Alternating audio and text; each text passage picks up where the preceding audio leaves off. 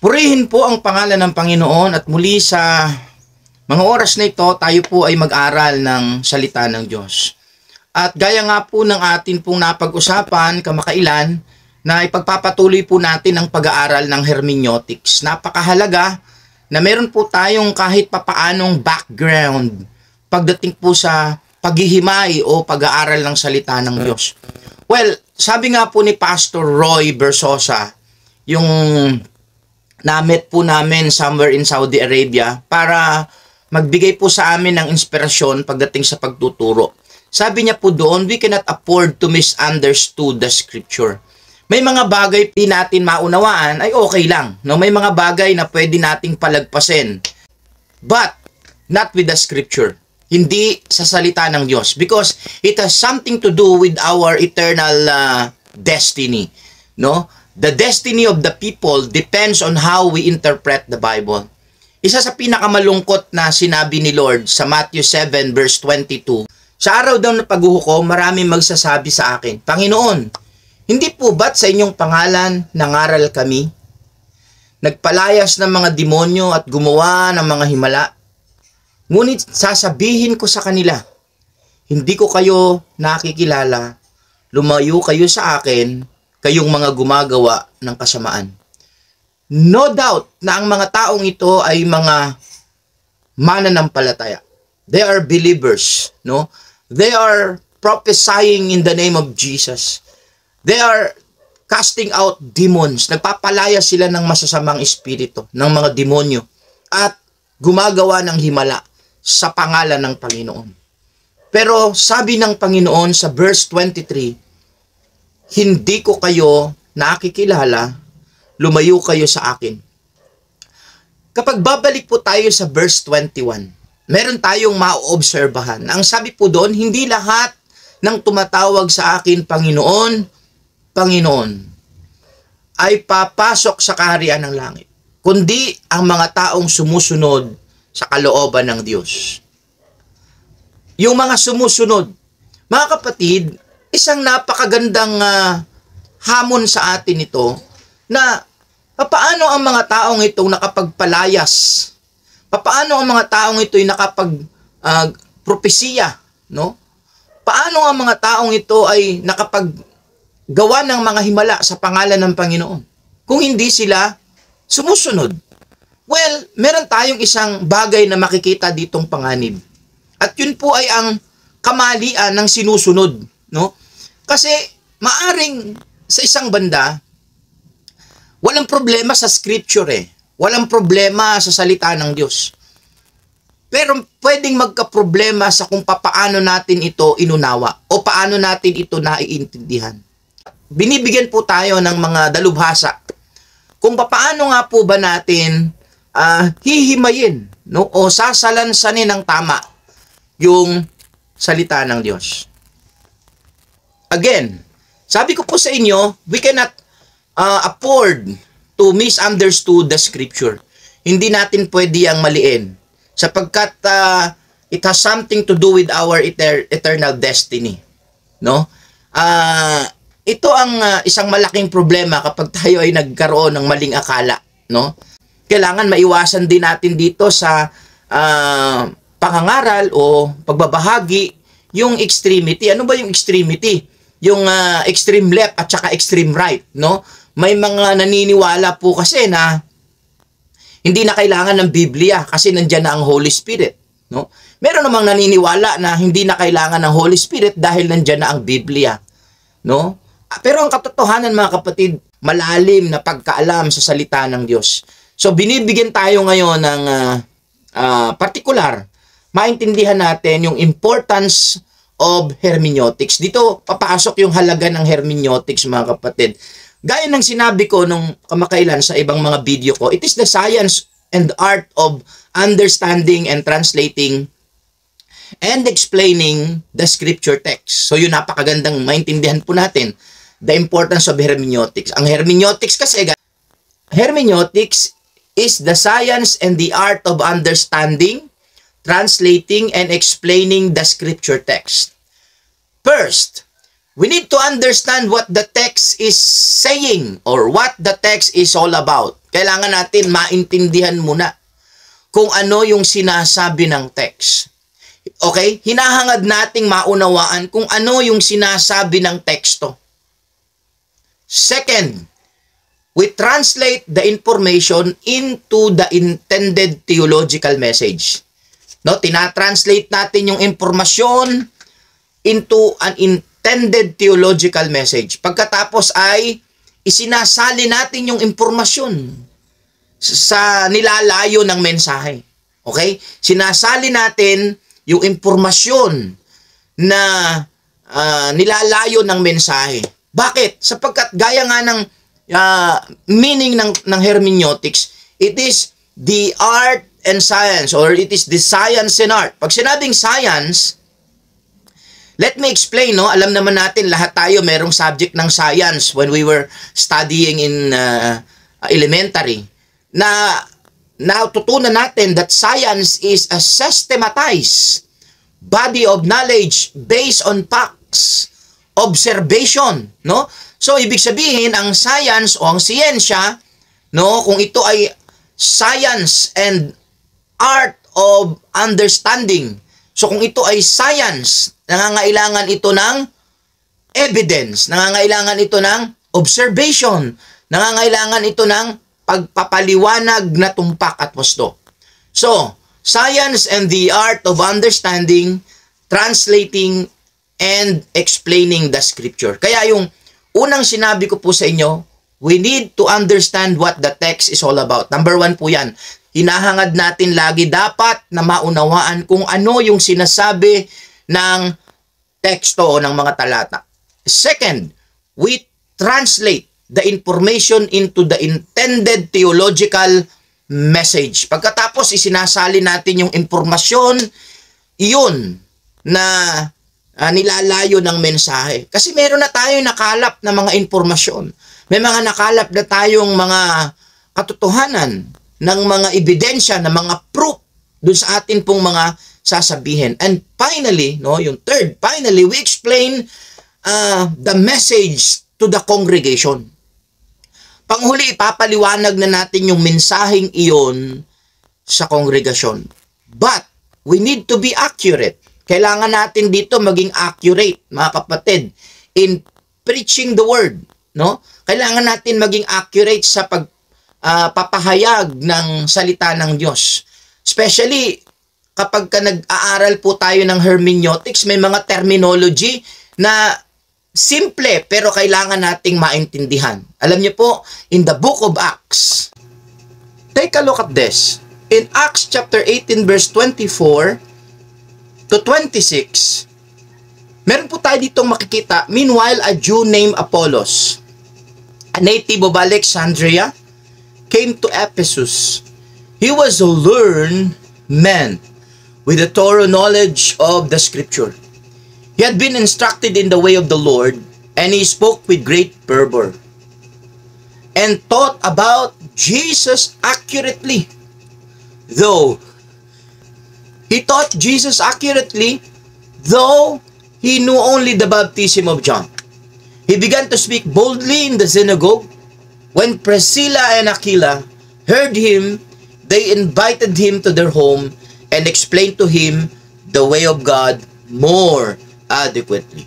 Ito po yung sinasabi ng gawa o Acts chapter 18 verse 24 to 26 na meron daw pong isang native of Alexandria named Apollos. Meron daw pong isang mama na nagpunta ng Ephesus, came from Alexandria.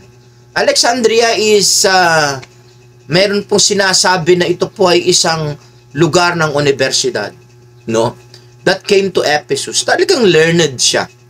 He was learned man, sabi dyan. Yan ang kanyang category, yan ang kanyang criteria. He is a learned man with a thorough knowledge of the scripture. Merong thorough knowledge of the scripture. He had been instructed in the way of the Lord. And he spoke with a great fervor. Fervor, alam niyo po yung boiling, yung parang nag-aapoy, nagkumukulo, no?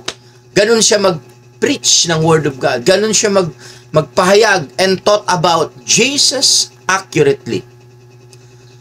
Though, eto po yung though he only knew the baptism of John. So, nung araw na yon ay nagturo siya at nakikinig po dito sila Priscilla at Aquila, yung mag-asawa, yung tandem na mag-asawa. And heard him. Narinig sila o narinig nila si Apollos na nangangaral accurately. But they invited him to their home and explained to them the way of God more adequately.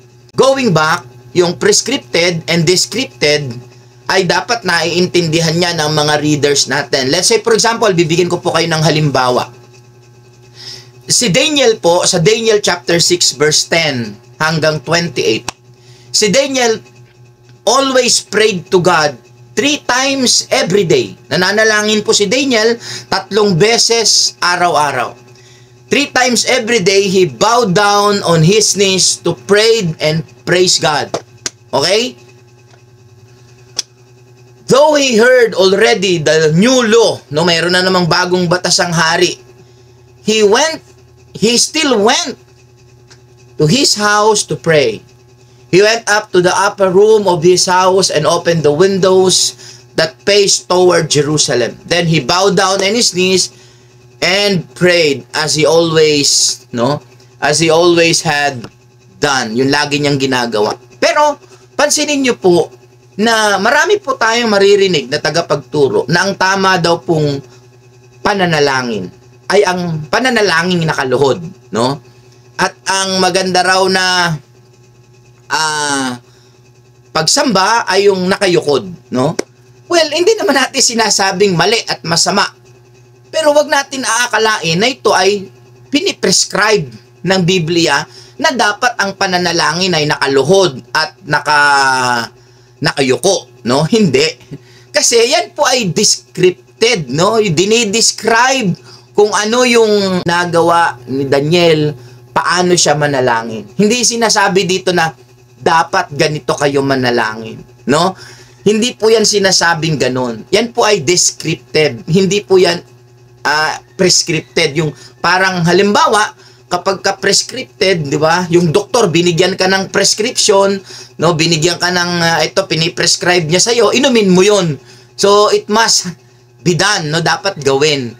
Pero pag dinidescribe o pinapaliwanag lang kung paano nananalangin si Daniel, kung paano siya nanindigan sa kanyang pananampalataya, yun yung kanyang lifestyle, no? Lifestyle niya po yun. Pero hindi po yan prescripted. Kaya wag nating sabihin ang tamang pagdadasal nakaluhod at ang tamang pagsamba ay nakayukod, no? Sapagkat lahat yan maganda at mabuti, pero wag nating pagpalitin yung prescribe at saka yung dinidescribe. Now, let's go over to another passage, yung 1 Samuel chapter 7 verse 45, and that is David and Goliath. Sabi ng verse 45, sumagot si David, ang dala mo'y tabak, sibat at pantusok, ngunit lalabanan kita sa pangalan ni Yahweh, ang makapangyarihang Diyos ng Israel, na iyong hinahamak. Ngayong araw na ito, ibibigay ka ni Yahweh sa aking mga kamay, pababagsakin kita at pupugutin ko ang ulo mo, at ipapakain ko sa mga ibon, sa mga mababangis na hayop, ang mga bangkay ng mga kawal ng hukbong Pilisteo. Sa gayon, malalaman ng buong daigdig na may Diyos sa Israel, at makikita ng lahat ng narito na makapagliligtas si Yahweh kahit walang tabak at sibat. Kay Yahweh ang labanang ito at ibinigay na niya kayo sa aming mga kamay. So yan, kung mapapansin natin dito na sinabi ni Haring David na ang makapangyarihang Diyos ng Israel na iyong hinahamak. So ang ginawa niya ay nilabanan niya ito at pinugutan ng ulo, no? So hindi po yan prescribe na kapag ka merong humahamak sa pangalan ng Diyos ay pupugutan natin ang ulo at papatayin. So marami pong mapapatay kapag ganyan yung atin pong pag-i-interpret ng scripture, no? Hindi po yan prescribe. Yan po ay describe. Didi-describe kung ano yung ginawa ni Haring David because of his trust in God. Kung ano yung idudulot, no, ng kanyang pagtitiwala sa Diyos, na hindi sa pamamagitan ng mga sandata ang tagumpay, kundi sa pamamagitan ng Diyos na ating pinagkakatiwalaan. So yun ang lesson na matututunan natin doon, but not to tell the people na kailangan nating patayin o pugutan ng ulo at ipakain sa mga ibon yung mga humahamak, mga nagbablaspheme sa pangalan ng Diyos. Kaya merong isang panahon na may isang relihiyon nung araw na pinapatay nila yung mga hindi naniniwala sa Diyos, no? Hindi kumakampi sa Panginoon, pinapatay nila. So siguro dahil sa kakulangan ng pag-unawa sa mga katotohanang nararapat. Another passage, no? Dagdagan pa natin yung passage natin, yung Acts chapter 2 verse 46, yung Gawa 2:46. Sabi doon, araw-araw sila'y nagkakatipon sa templo at nagpipira-piraso ng tinapay sa kanilang mga tahanan, at masaya at may malinis na kalooban. So, anong nakikita natin dito? Araw-araw silang nagtitipon sa templo at nagpipiraso ng tinapay sa kanilang tahanan. May mga lumabas na interpretasyon dito na hindi tama na magpira-piraso, mag-breaking of the bread sa templo. Dapat sa tahanan lang. So, hindi po yan prescribe. Yan po ay dinidescribe kung ano yung ginawa ng mga alagad nung mga panahon na yon. Araw-araw sila nagtitipon sa templo. At it doesn't necessarily mean na araw-araw tayo magtitipon, dahil may kanya-kanya rin tayong mga ganap sa buhay. May kanya-kanya rin po tayong mga tungkulin, no? Dapat maintindihan natin na hindi po yan dinidescribe, hindi po yan dapat maintindihan po natin na hindi po yan piniprescribe. Yan po ay dinidescribe what has happened in the past, kung ano po yung nangyari. So, hindi piniprescribe na ganito ang gawin nyo, araw-araw kayo magtipon sa templo at magpira-piraso kayo ng tinapay sa bahay lang, no? So, hindi po yan prescripted, yan po ay descripted.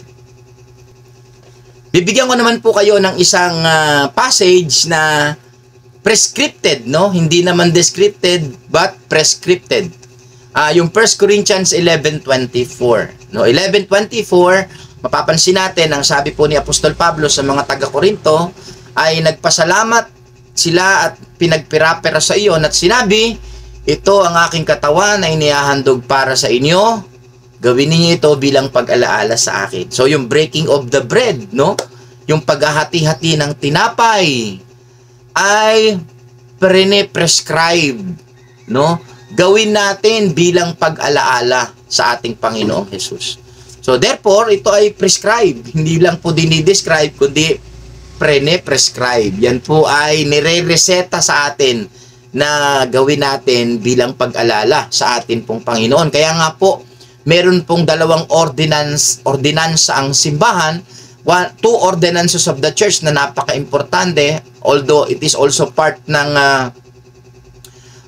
pinaniniwalaan po natin, yung baptism at saka yung breaking of the bread. Kasi sa baptism, sabi ng Panginoon, go ye therefore and make disciples of all nations, baptizing them in the name of the Father, Son, and the Holy Spirit.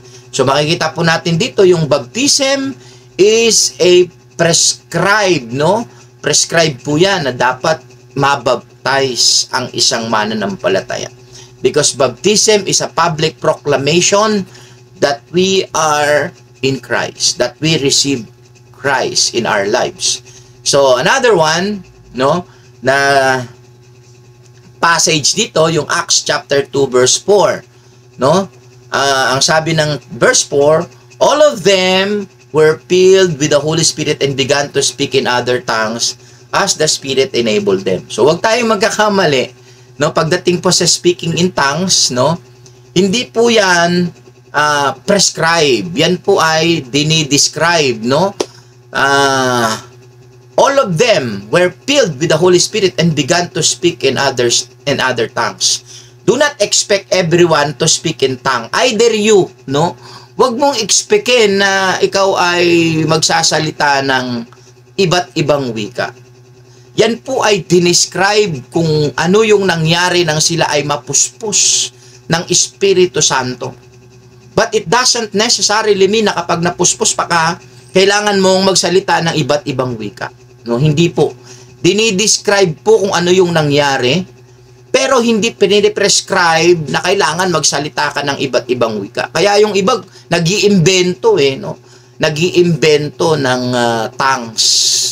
I have nothing against with speaking in tongues. In fact, but let me tell you mga kapatid na hindi po yan piniprescribe na pilitin nating mag-speaking in tongues kung hindi naman talaga tayo enabled to speak in tongues, no? Especially si Apostol Pablo po ay sinasabi niya na ang speaking in tongues ay laging mas mainam kapag merong tagapagpaliwanag nito. Kasi kung nag-i-speaking in tongues tayo, hindi naman nauunawaan ng iba, hindi nagiging hindi nakaka-edify ng body of Christ o ng simbahan. Hindi nakaka-edify ng mga mananampalataya. And the purpose of that is to edify the church, to edify the believers, no? To edify Christians. Not to boast, hindi para tayo ay magmarunong, na tayo ay sinasapian o tayo ay pinupuspos ng Espiritu ng Panginoon. So, I have nothing against with speaking in tongues. No? I believe in speaking in tongues.